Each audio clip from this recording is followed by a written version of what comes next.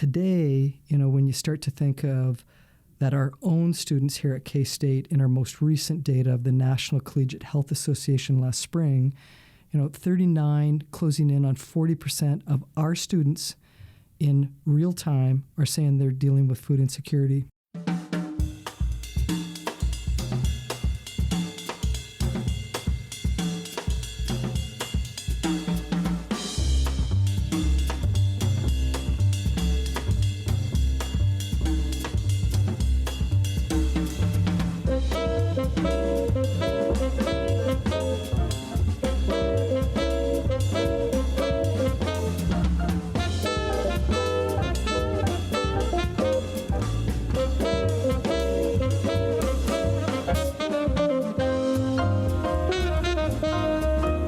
Something to Chew On is a podcast devoted to the exploration and discussion of global food systems.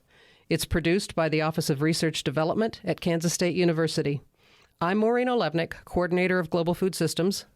I'd like to welcome back our host, Dr. Jim Stack, Professor of Plant Pathology and Director of the Great Plains Diagnostic Network here at Kansas State University, and Dr. Colleen Lin, Associate Professor of Communication Studies and Director of the Institute for Civic Discourse and Democracy here at K-State. Food availability and food security are not always guaranteed on college campuses. Issues of food insecurity and a lack of food certainty do not end at the campus borders, but rather extend out into the city, the region, and the world. If we treat problems individually, we will fail collectively. Where does student health fit into the global food system? How does nutrition connect to a college student's overall quality of life? Kathleen Hatch, Associate Vice President for Student Wellbeing, joins the podcast today for a conversation about K-State's role in tackling such issues and questions, including the Cat's Cupboard Food Bank and more. I would like to welcome today the Associate Vice President of Student Wellbeing, Kathleen Hatch. Welcome, Kathleen. Listen, it's great to be here with everyone, and can't wait for today's conversation. Great. Well, to start things out, I'm hoping that you could give us a little bit background on yourself, who you are, how you got interested in the area of study that you are working in, and what brought you to K-State. Yeah, well, I think I'll start with how I got to be a part of the Wildcat family. Last summer, so just about 15 months ago, there was a brand new position that had the genesis from a big gift from some alums that really cared about student well-being and trying to make a difference right now, Debbie and Charlie Morrison. And so this new position in student life was really at a perfect window for me. I had just completed a 3-year appointment at Ohio State University, and this is the space that my work has really been pointing to for many years. And certainly at Ohio State University with recreational sports as the focus. But I've had opportunities in higher ed associations and a big chunk of my career at Washington State University, where I had several student services, including a well-being program that we started with collaborative partners almost 15 years ago. So this space for me has been of keen interest, and as higher ed has really been advancing, critical and essential ingredients to student success. This felt like the right time at a place that wasn't debating whether this was a value. It was what's the sequence that we can make a difference, and at a time that is of critical, moment in history while we're working in the influence of COVID and social collision of issues for students and societal issues and the global challenges of climate and sustain our Mother Earth. So really all of those things for me have felt like, the culmination of the work, but certainly at a place that was going to take it really seriously in this next chapter. Very good. As we're working through this discussion today, one of the things I noticed that you have under your purview is the Cat's Cupboard here on campus, and being a global food systems related discussion, where does that fit into, in your perspective, where does that fit into the student well-being purview? Yeah, no, thanks. And I've so enjoyed the opportunity to get to know that important anchoring service for students right now. And we are in the moment of really changing the scale of that service for next fall. So I'll share a little bit of those details. But right for me, as both a practitioner and in pursuit of the knowledge, I started back with exercise science in an undergrad focus with my kinesiology. So human movement has always been, in my DNA. To how can we inspire that in one another and use that from a perspective of health. And as I've certainly matured in understanding real issues of food insecurity, we will not ever have a chance to explore movement if we don't have the fuel. And today, when you start to think of that our own students here at K-State, in our most recent data of the National Collegiate Health Association last spring, 39 closing in on 40% of our students in real time are saying they're dealing with food insecurity. And the national average can range, but that is, that's not someone else's students, that's our own students.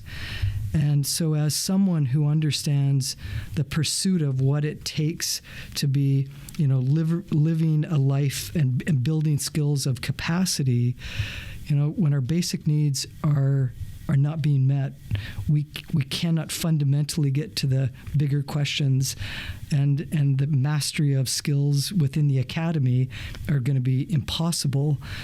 So I am grateful that this is an anchoring service here at K-State, and I'm thrilled to share that we are in the process, and very likely by September of next year, we'll have moved and gone from roughly a 700 square foot pantry to approximately a 7,000 square foot pantry.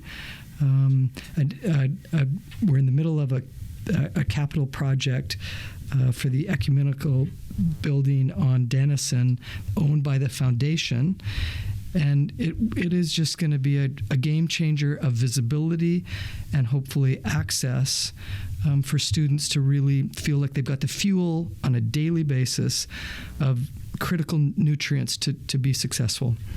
And so when you start to think of, in a very short period of time, this university will elevate and then hopefully, more system conversations around our food sourcing and what we think of while we still deal with the daily nutrients that are required for the journey. Kathleen, I'm excited to hear that announcement. Is that really public that we can talk about? Yes. And will that building be exclusively devoted to Cat's Cupboard or similar kind of work? If yes, what a marvelous match of space and need and location. That is really exciting. Yeah, no, it is dedicated. That's the purpose right now of our capital project. A very generous gift, David and Tracy Lockton, and has put this in motion. We're right now working with the foundation of how we will endow a sustainable operation. So we still are fundraising efforts behind the scenes, because that will be a whole nother wave to really think about the scale of the resources that we'll need. But yeah, some universities have looked at bundling with food and a pantry some basic needs. And so there may certainly be opportunities, given the size of the facility, for some of those opportunities to exist. But the anchor and the focus is for this to be a really significant pantry with fresh and freezer space, big shelves. We've engaged in many conversations right now to try to rethink the sourcing of food at the scale that we will be able to look at. So it will come quickly. We're just thinking of 7-8 months from now, and in some of those conversations. That's great. Can we take a step back to food insecurity and this rather shocking statistic that you shared with us about 39% of our students? Could we dive a little bit more into what food insecurity is? I think there's a great deal of misunderstanding and maybe some of the the polarization and division about those numbers come from a lack of understanding of what that means. What do we mean when we say food insecure? Yeah, I think in general, in a perhaps just a simplistic way to talk about this is that, worried about where the next meal is coming, and on a daily basis. So not just, in a weekly, not feeling like you can make ends meet, but on a daily basis, feeling that challenge is real. U.S. general population hovers 10 to 11%. But college age, university, the 18 to 24 to 25, depending on what our demographics and perhaps even a little wider, can range. And usually that hovers around 33%. So we here at K-State University are above what is talked about as the general national average. And that was just last spring. So, there's not a sense that is going to go away anytime quickly.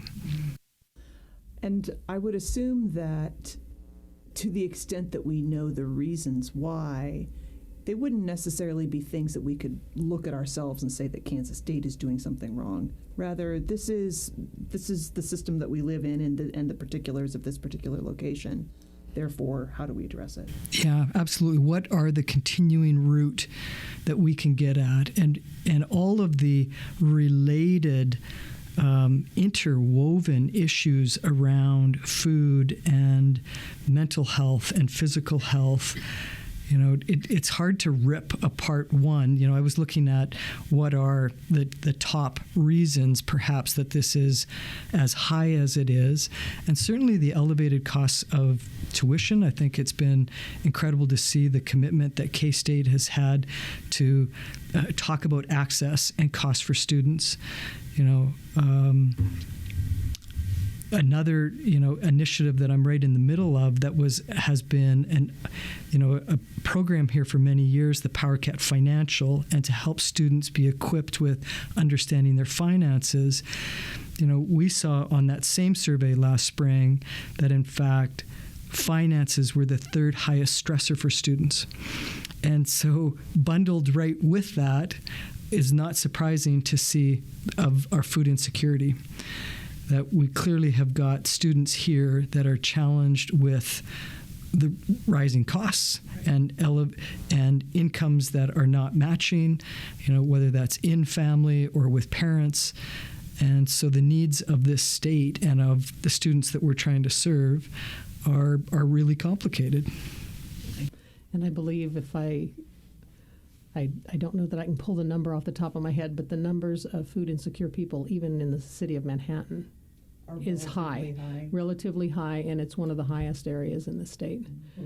So with this particular podcast that we're doing, I'm planning to do a series where we will also look at the city and the surrounding area and then move it out even further into the national and international challenges, because food insecurity is not a K-State issue. It's a worldwide issue in many ways. I had a question, maybe it's more than one question, about sourcing. So the first is the data that we use to decide that it's 39%. And then what's really packaged in that. So how do we know it's 39%? That's a problem globally in food security, is knowing what the real number is.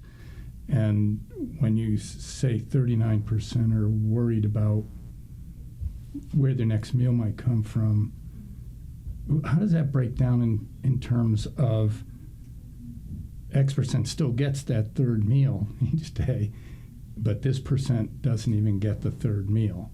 I mean, how do we get those numbers to know the magnitude of this challenge? Yeah, we've got to keep asking those critical questions. We've got to keep following what we can glean and learn from students. I think next fall we will have perhaps a new way to at least rethink a baseline. And part of that's the visibility of elevating access and understanding in that, and the education around it, what either related issues or how true that data is in a single variable. I'm not sure that I've got the insight today to be able to, dive further past that, other than that it rose every 2 years, which is true of most universities that are looking at the health metrics. This is a standardized assessment from the National Collegiate Health Association, and most do it every 2 years. So in 2020, which was a very strange year, everybody knew the data was probably a bit wonked, but it was, in 2022, it was still higher than it had been in 2018 and in 2020 for K-State. So even though we may not know all the things it's telling us, we are still seeing things elevate in a direction that we don't want. I do think that some of those numbers, there have been research by faculty in our sociology department that pointed to some of the numbers within the university. That's okay. It's just a general challenge. It's not a critique. It's a challenge that we have, certainly on the global front, of knowing what those numbers really are. And it's not an easy we best answer. guess some of them, and then you go from there. That's not a wrong approach. No, in the not at absence all. of data, you still have to take action. So Well, and this is self-reported too. So when you think of the stigma still associated with asking for and indicating you need some help. I'm certainly of the thought that it is probably much higher than what our data has told us today. That's interesting and makes me wonder, this probably isn't fair since you are only 15 months onto the job, but I wonder, I would find it helpful if we could do just a brief history of Cat's Cupboard at Kansas State. How long has it been here? Where was it initially in terms of location? What are some of the statistics that we have about use and the number of people relying on Cat's Cupboard on a regular basis? Yeah, and I can just tell you that I mean, obviously on campus, one of the big moments that changed the visibility, was in 2019 when the foundation kicked off the all-in Day of Giving, the One Cause, with Cat's Cupboard in 2019. Raising at that point $320,000, and since then, there have been significant and ongoing continued interest in this space, which has led to a very significant gift by the Lochtons to help with a new home. But it goes back to, I think, easily 2016, that there were leaders on campus in the Office of Student Life and others, with then Vice President Dr. Pat Bosco and Assistant Dean Sarah Barrett and other voices that were coalescing around this need that was evident to address how do we start to think about feeding and supporting our students in ways that weren't being accomplished anywhere else on campus or in the community. And I think that there's, earlier roots probably here on campus that weren't necessarily coined the cupboard, and certainly in the Manhattan community too. Because we certainly know that none of our students, even those, residing in residence halls, their life does not end at the edge of campus. So I certainly look at the view I bring is one that this spills into our community, and how are we then a part of the solutions? Thank you. That's helpful. That reminds me that your point about students' lives not ending at the edge of campus. It feels to me, just from sort of, paying attention to what things are being talked about in Manhattan, that about the same time that Cat's Cupboard came onto the scene was the same point of time in which the Food and Farm Council in Riley County has come onto the scene. I wonder if either one of you would talk about any kinds of relationships or partnerships that you know about between those two entities, or if there's any potential work there. Sorry to put you on the spot. No, that's Maureen. okay.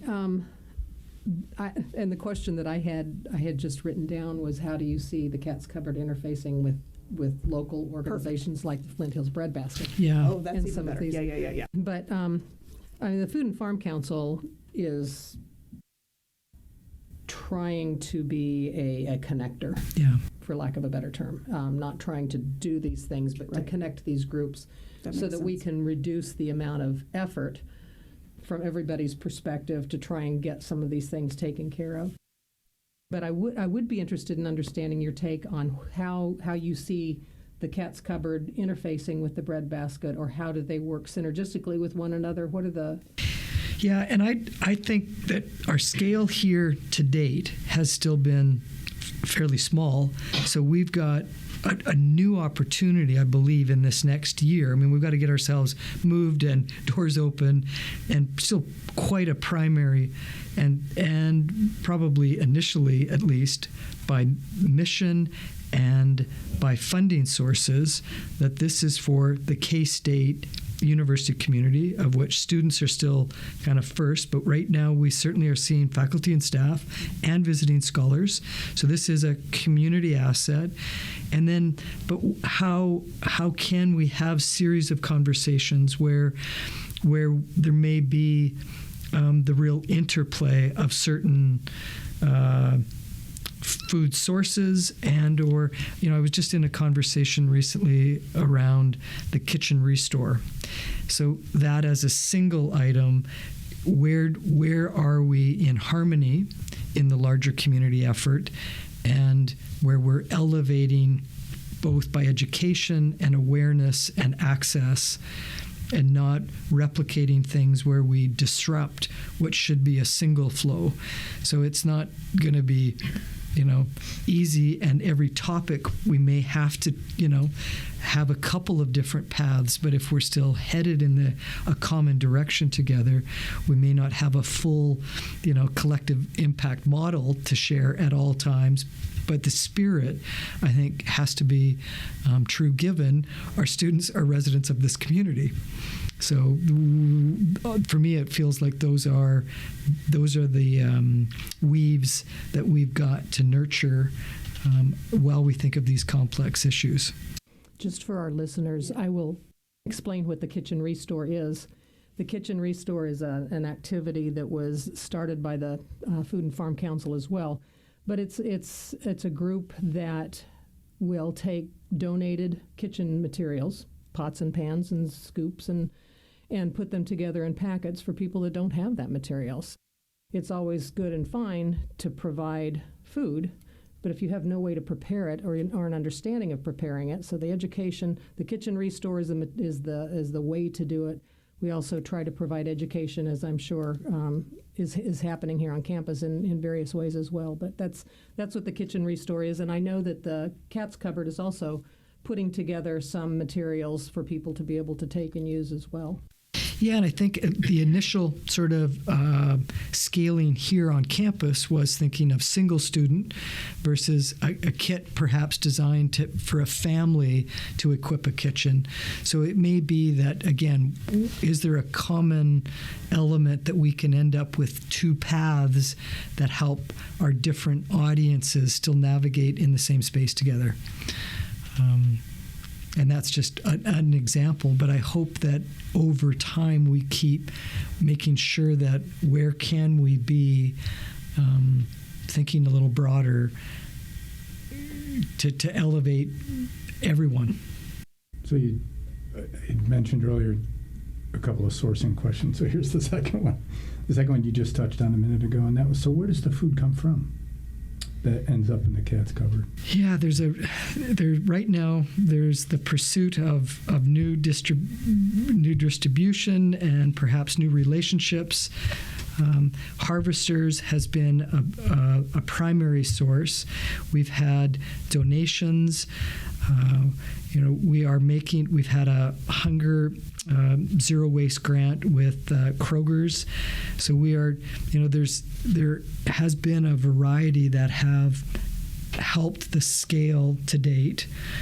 And while we think about a 7,000 square foot facility, there are new relationships being explored, and of what kinds of potential discount or, is it a different kind of corporate potential partnership with the university that would be bringing food to our community that might bring at certain times of the year additional food for the pantry.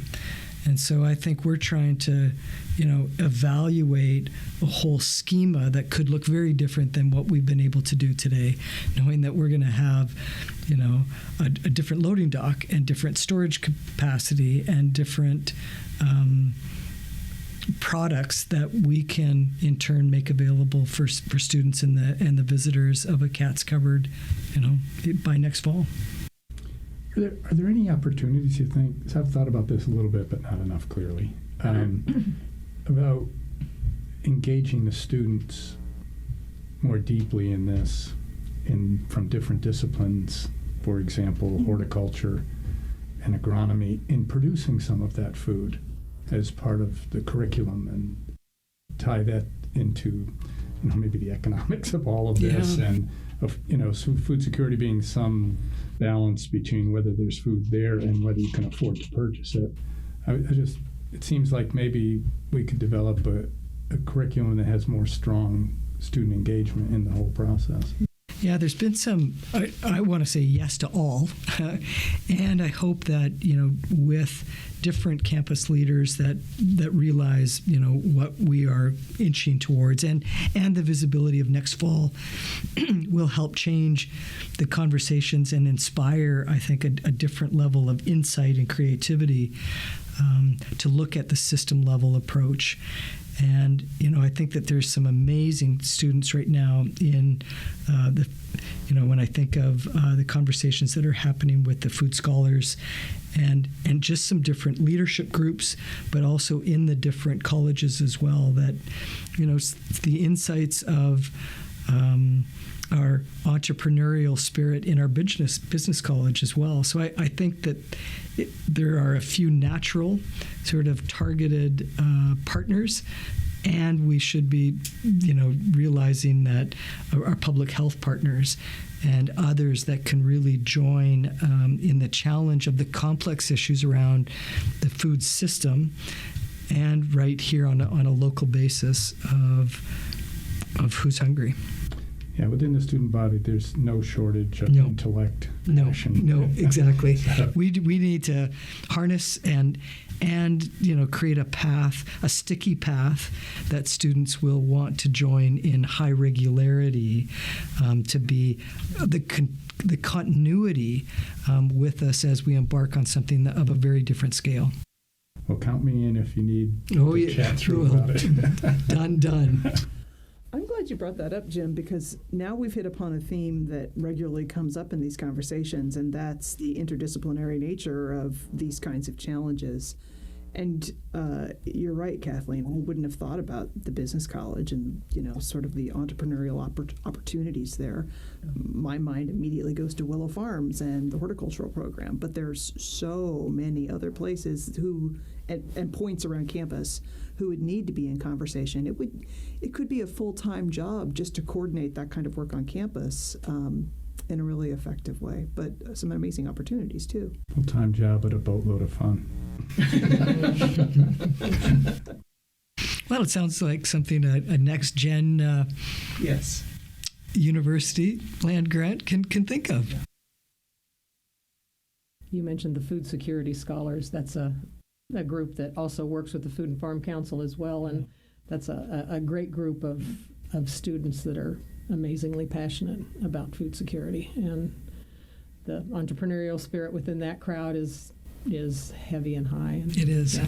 It is. And as as I've heard from some of them about what they're doing in many communities globally, I'd love to find a way to marry some project thinking right here locally too, and it doesn't need to be an either or. It's a both and for me, and I think that's where there will just be new opportunities to harness some education and awareness, and then then hopefully mobilize the effort for change.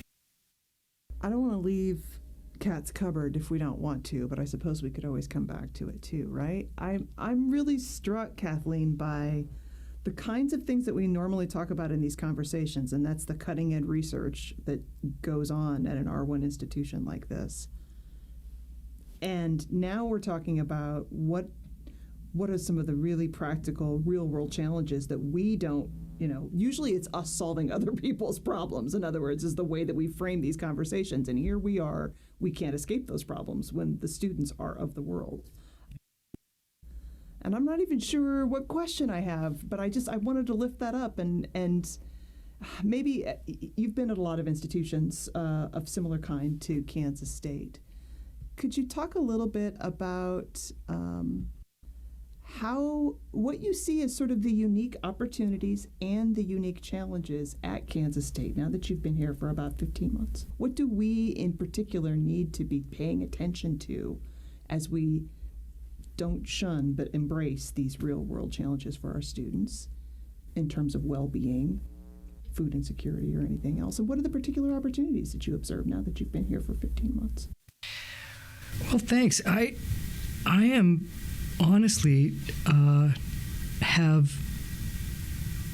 such an interest and energy that I feel like exists on campus to get to some of the roots. And a few examples that I can just sort of scan and share are the harnessing of treasure and talent of alums that are generous and curious and oh so interested.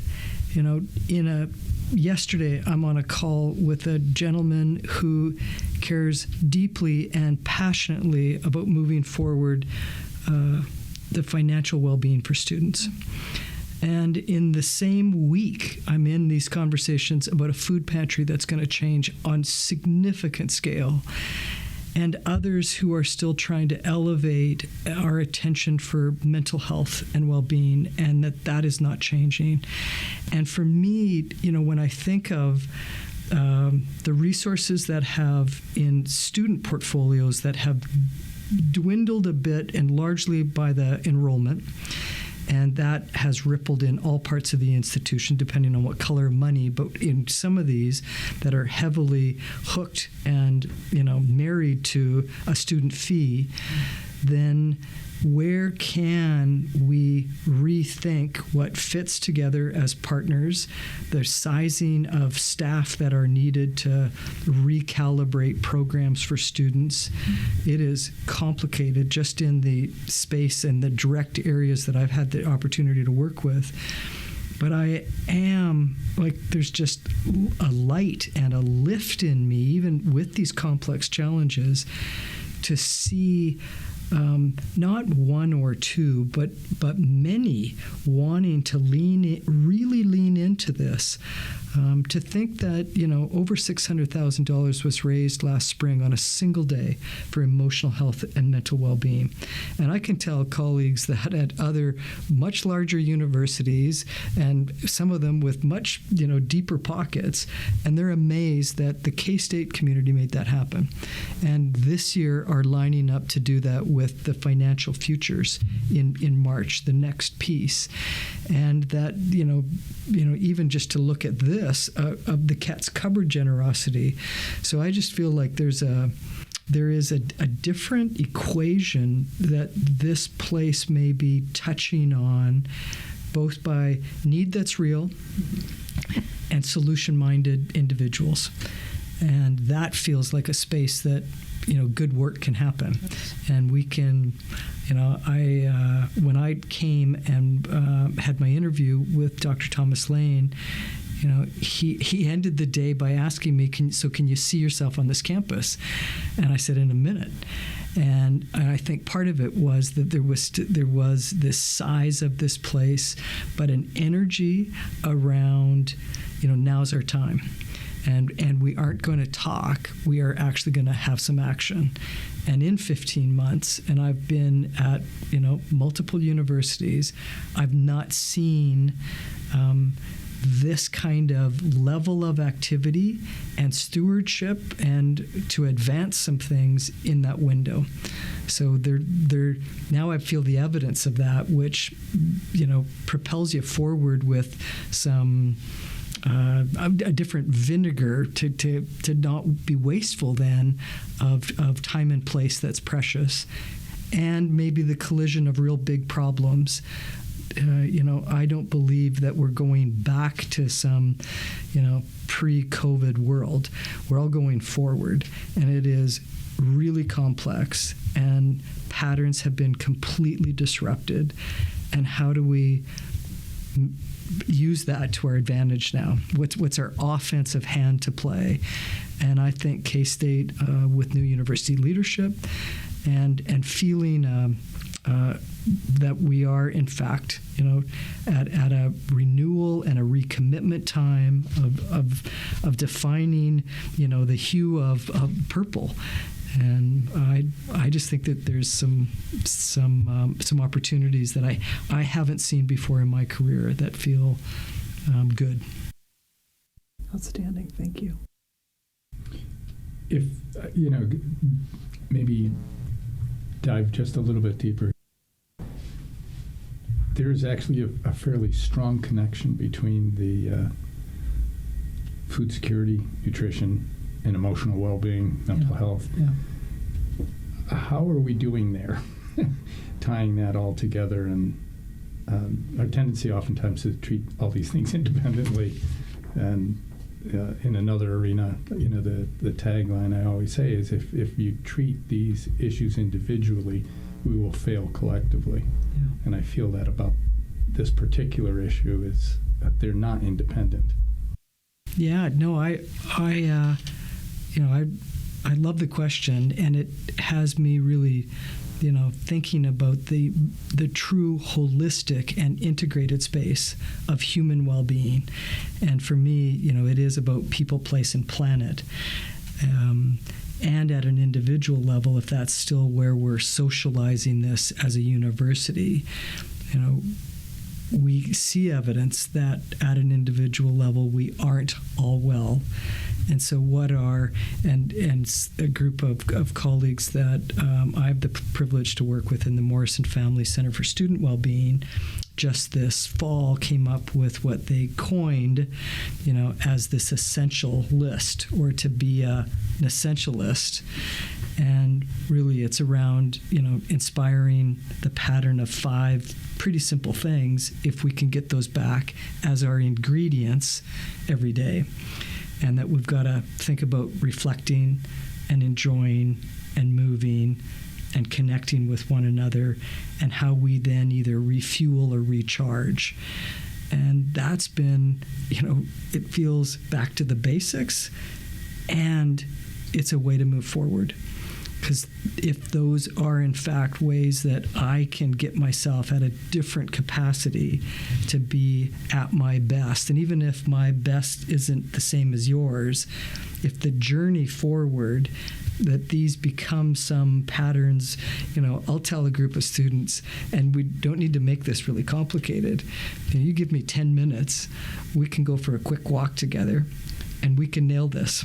And so what are those new patterns as we are reemerging, in this moment of time? We've had perhaps these things that we're still measured as lost, but I think there's a way for us to create this flywheel and share that, and be really honest, and that's where talking about food insecurity and elevating that, talking about our emotional health as a critical and essential, skill and ingredient for a successful life, and that K-State, I just think has a chance right now. While we, have elevated awareness around the student life ingredients, and you think of even the things in a Princeton review last year, and that there's some very good things happening here, and it's really needed, because we still have 40% of our students feeling food insecure in a month. So it is the both and. and I just think that those are, might feel too small for us in our higher ed space to be, as we're trying to get at the complex stuff.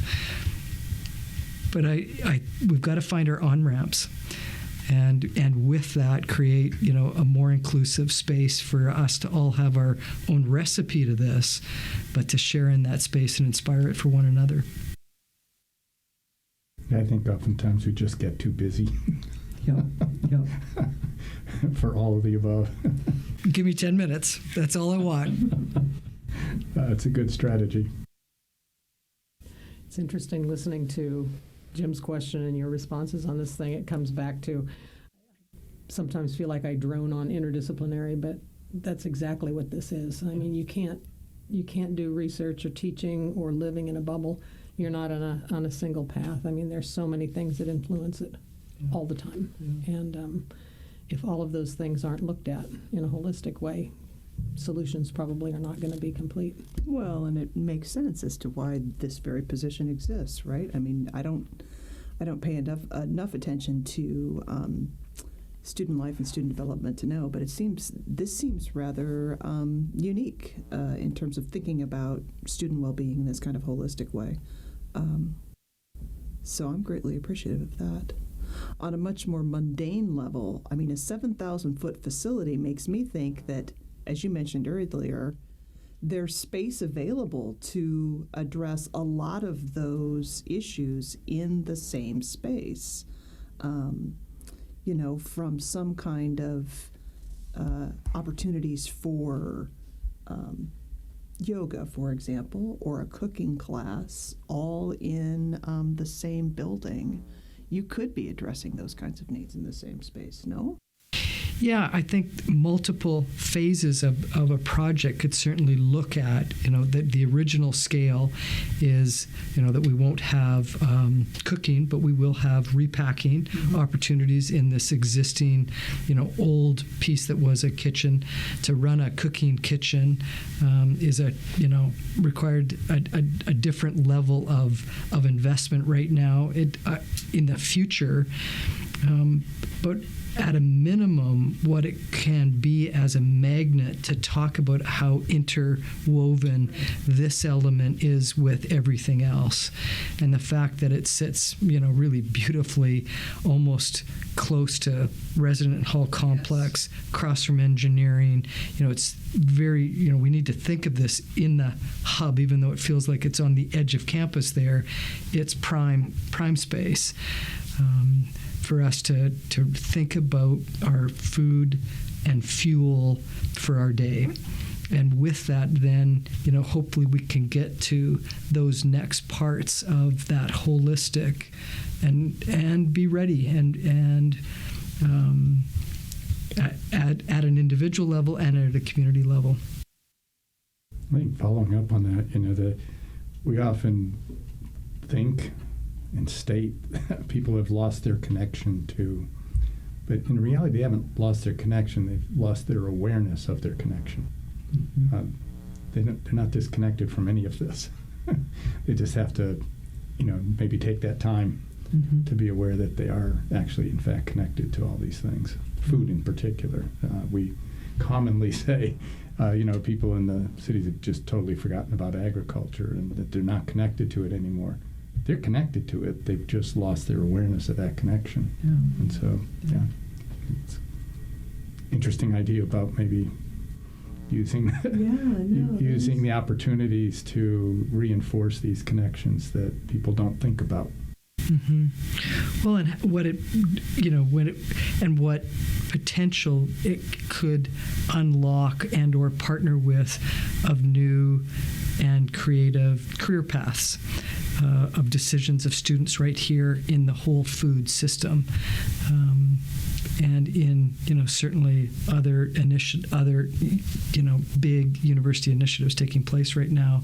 It just feels like this is all getting a new chance. to not be some hidden resource for students that many feel still too big a stigma to even think about it. I really hope that all of that feels like that is something that we change fundamentally next fall. So how do you communicate with students? Well, sometimes it's in the one-on-one, give me 10 minutes approach. It's a challenge today, and we are constantly, I'm going to be meeting with a student next week who has shared that, they are not aware of believe for themselves as well as their friends, that they've heard enough about the mental health, as an example, mental health resources on campus. And the reason why I want to spend, a chunk of time with that individual student is I want to understand at an individual pattern level right now, where are you? What are you seeing in your environment or not? Are you in the library, and have we not done enough to share some of the things that the provision of services are available to students, or in the, are you in a single college and we haven't reached you yet? Or if you are in the places that I think you're going to be getting this messages, then we still haven't made them germane to a student reach today. And, the challenges with technology are many. And I feel like those patterns in the last couple of years have gotten more complicated. And until we really address both, I think, the positive and negative impact of our digital, technical, connected space, so back to some of this essential list, is knowing when your phone is not helping you anymore, is perhaps a serious conversation, that still needs to happen. But I'd love to know, I'll talk to any student about what they're paying attention to, where they're getting their information, and when they tell me that they haven't heard some things, that's powerful information, because I know we still have missed. And many certainly try to front load in the first 2 years. We hope you've heard, because it isn't going to happen in the first, 10 days or 3 months. We've got to stagger this and scale this and have it make sense for when a student is ready and receptive, and what other paths of influence do we have. I think faculty have to join us in critical messages to support students, because if we're all in the same space of their success, and that's a powerful, influential opportunity, then I think we can harness and leverage the cascading information that takes, a 10-second blurb at the start of an academic class may help us move messages that are vital for their success in the class as well. This is a very tactical question. In putting together physically the cat's cupboard in the new space that's going to be over there, who are you working with to lay that out, to design it, to make sure that food safety questions are in place, et cetera? Yeah, there's the architect team. There have been expert consultants that have been a part of the project. So there has been many significant resources in the planning of the footprint, as well as then the design features, the flow, the protection of food. So it's taken the very small things that I think have happened here and successfully, but at a very different scale. Sure. So that's been. I haven't been in all those planning meetings, but I've been impressed at the updates and the just the integrity of the effort that's being undertaken. And I think the visibility is a nice accountability to have, right? I mean, we're not at the stage where we just can hope that we've met all requirements and food safety expectations. I'm thinking about listeners, not at Kansas State, listeners around the world, really, to this podcast. I don't know this for certain, but just once again, reading media discourse, I think there's a general sense that this generation is sort of on a precipice, that it's really critical that we get right, whether it's because of COVID or other pressing challenges around the world. As you think about your career in higher ed, in student life, and sort of this particular moment in the students that you're charged with now, what are some of the things that our listeners can be thinking about that are really needed for this generation to prepare them for this very complicated future that we're talking about? Wow. Yeah, I know. That was kind of a big one. I'm not asking for the answer. I'm thinking, I'm wondering Yeah. what top of mind things come for you, Kathleen. Yeah.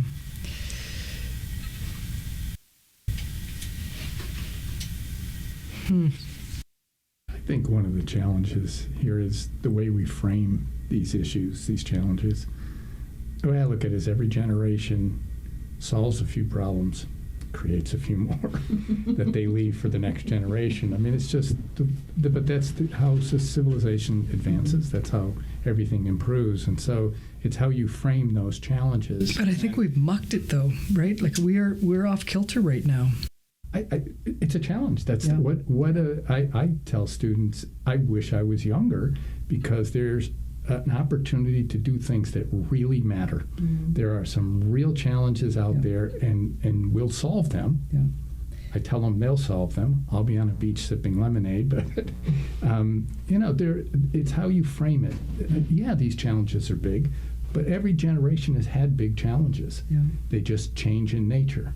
I just think it's how you engage them in the discussion about the challenge, and you look at it as an opportunity to do something meaningful with your life. Yeah, and with that, I think maybe it's around like what's the curiosity today? If there's been this disruption and dark overlay of, general health, wars, like you name it, the information that a student has access to that is challenging politically, like the environments are not easy to navigate. And you start to overlay that at any given time, I may have it now, if I'm a student, I may have in my life the forecast that I'll be working at 3 or 4 jobs that don't exist today. Well, that's lovely. So I'm not charting a course that I can see. I'm supposed to be trying to stay curious, to problem solve, and it's going to take everybody, or these big, terrible things are just going to keep, reducing my long-term sort of forecast for happiness, right? Like even if we take it down to one single, how can a student today feel like they've got a chance to have that forecast? And I guess I would say, like in the interim, while we're working on that, how do we create the lens for life? For right now, what are the ways that you are still changing your space and place to be at your best? There's lots of things out of our control, but on any given window, how is the trajectory that I can be accountable and responsible for, even if I've now got and I can be honest as we change stigmas of health or food, that I can be equipped to ask for help, to get the help that I need on any given day, and be ready then to lean in and inspire others, to be a part of the solution at local, at regional, or at global levels. And our students can think at that scale and are participating at that scale.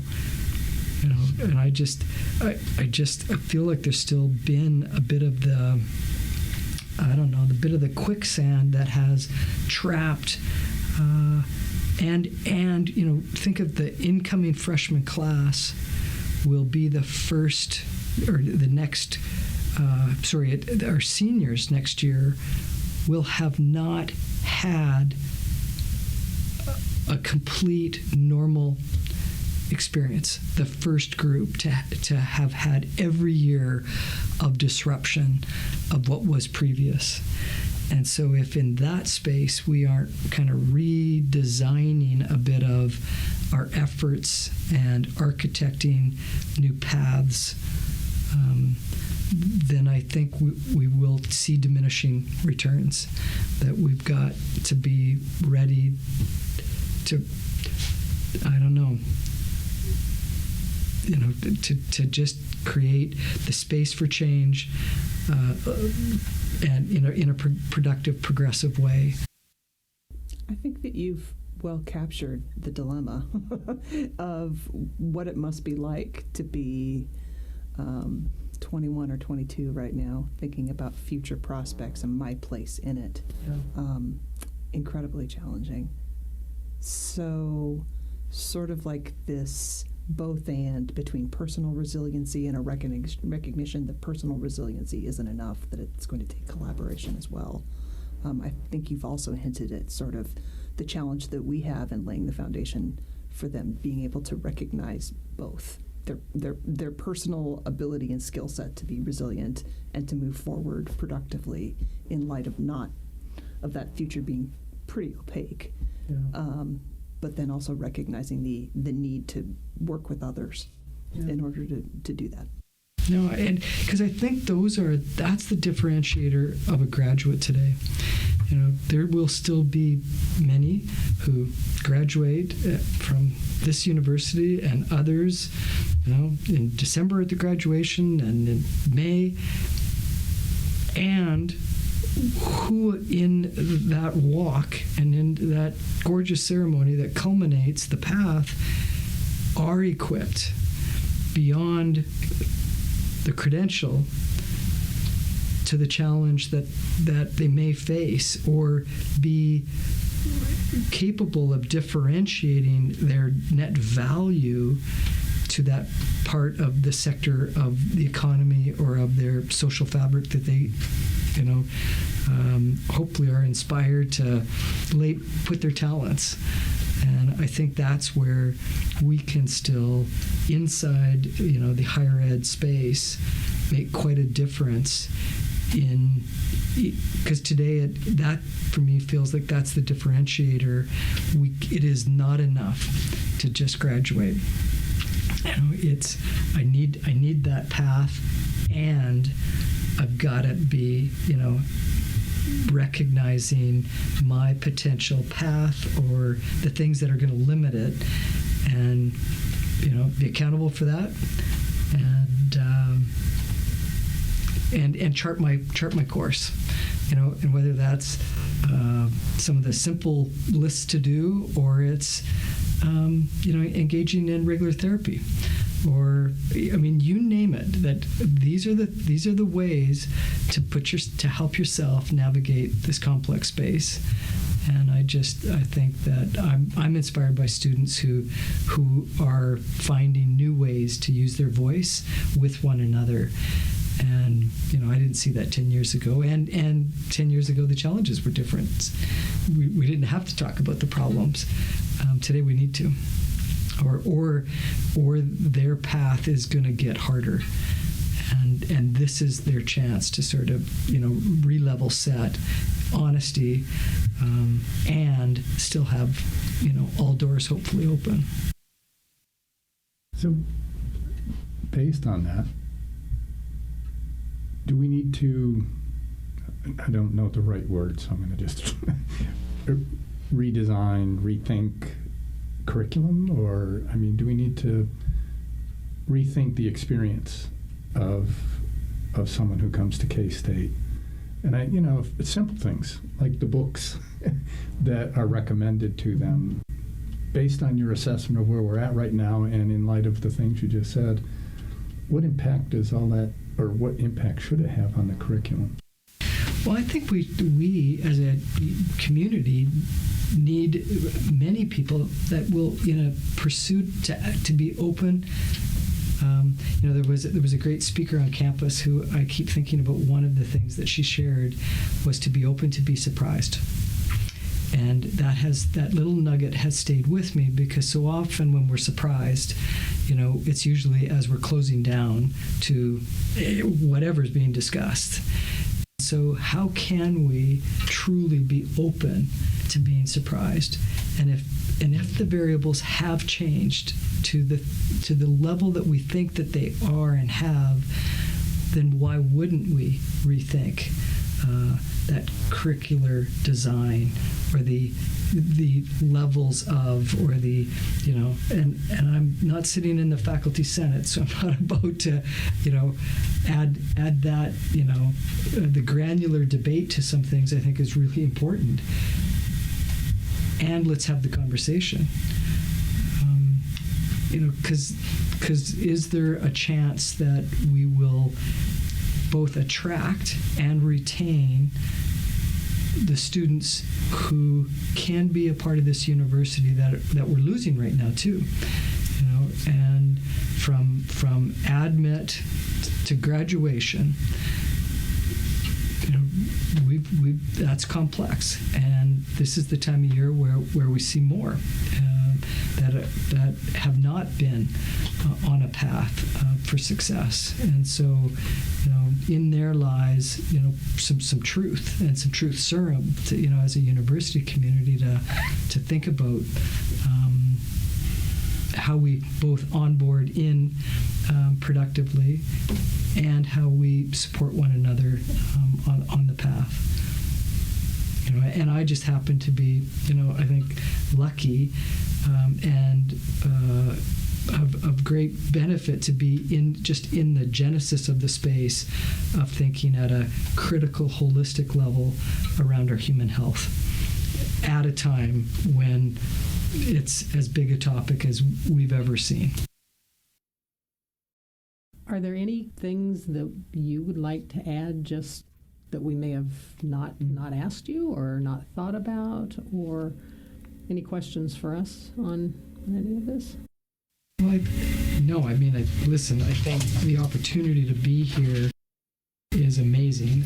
There's ways that if someone wants to get engaged in, and really understand the current services available of Cats Covered, I hope that's mentioned, the website and that kind of stuff, because right there is some of the concrete ways to both donate or, think about as a user.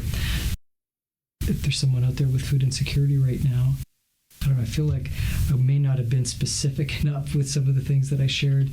There's not a one to this at all. I would just say that it's pretty clear to me, Kathleen, that you have a real gift for thinking in terms of systems, and that doesn't come naturally to most of us. So I'm really glad that you're here at Kansas State. I'm not even sure I gave the proper enthusiasm to how excited I am to be here too. If you have any questions or comments you would like to share, check out our website at ksu.edu/research/global food and drop us an email. Our music was adapted from Wayne Gowen's album, Chronicles of Carmela. Special thanks to him for providing that to us. Something to Chew On is produced by the Office of Research Development at Kansas State University.